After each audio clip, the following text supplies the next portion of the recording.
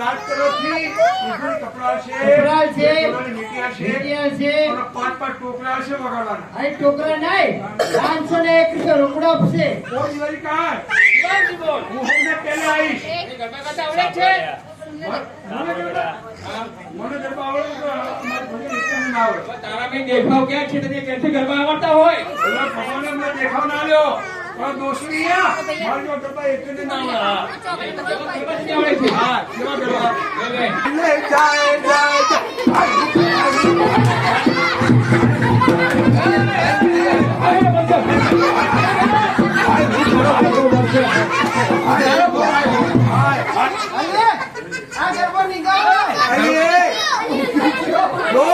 મારો ગરબો જોઈ તો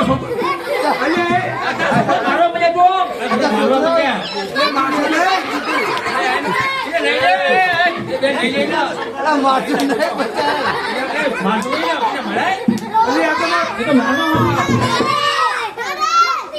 પપ્પો મારે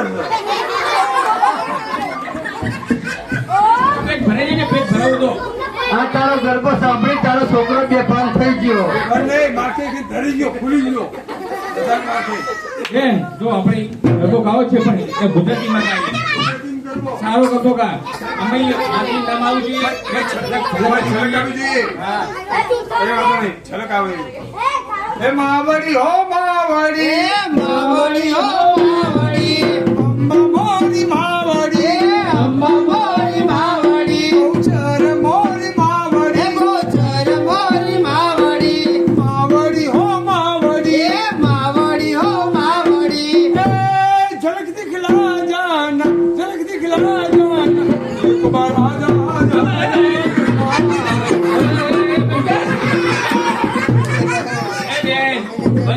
બંધ કરા ગરબા. બેન આ બેન સરસ કેવો ગરબો ગાય છે. અંબે મોરી માવડી, ગૌચર મોરી માવડી. પણ વચમાં ઝલક દીખે છે કે થઈ જાય એકદમ તમે ના કીધું કે ભાઈ ઝલક આપવી જોઈએ. આવી ઝલક હોય એટલે હું ગરબાની ઝલક કહું છું. ગરબા ને હા, તો દિવાન કાકા આજથી 50 વર્ષ પહેલાના કેવા ગરબા ગવાય કેવા ગવાય? કે બહેનો દીકરી જયારે ગરબા ગાવા માટે જાય તો પગની પાણી ના દેખાય ત્યાં સુધી કપડા પહેરેલા કપડા હોય, પહેરે હોય. સાથી સમાળો ઘૂંઘટ તાણેલો હોય, પોતાનો ભાઈ, પોતાનો બાપ કે પોતાના સસરા કે પોતાના પતિ ગરબા સાંભળવા માટે જોવા માટે આયા હોય તો કોઈ કોઈને ઓળખી શકે નહીં કે આ તો મારી બેન છે, કે આ તો મારી માં છે, કે આ તો મારી દીકરી, કે આ મારા દીકરાની વહુ. કોઈ કોઈને ઓળખી શકે. કેમ કે લાજ મર્યાદાના ગરબા ઘડીએ ઘડીએ અંબામાં, બહુચરમાં, મેળીમાં નામ આવે એનું નામ આખા ગરબા. તાલી પાડી અને ભાઈ માતે નામ લેતા. આથી 50 વર્ષ પહેલાના ગરબા કેવા કેવા ગાય? એ અલી હવે બધી જીવજો. હા, તો જૂના જમાનાના ગરબા કેવા ગવાય ખબર છે? યાદ કરતું હોય. એમાં તો પાવામાં પ્રગટાણી ભવાની માતા હે કાળ કારેલો.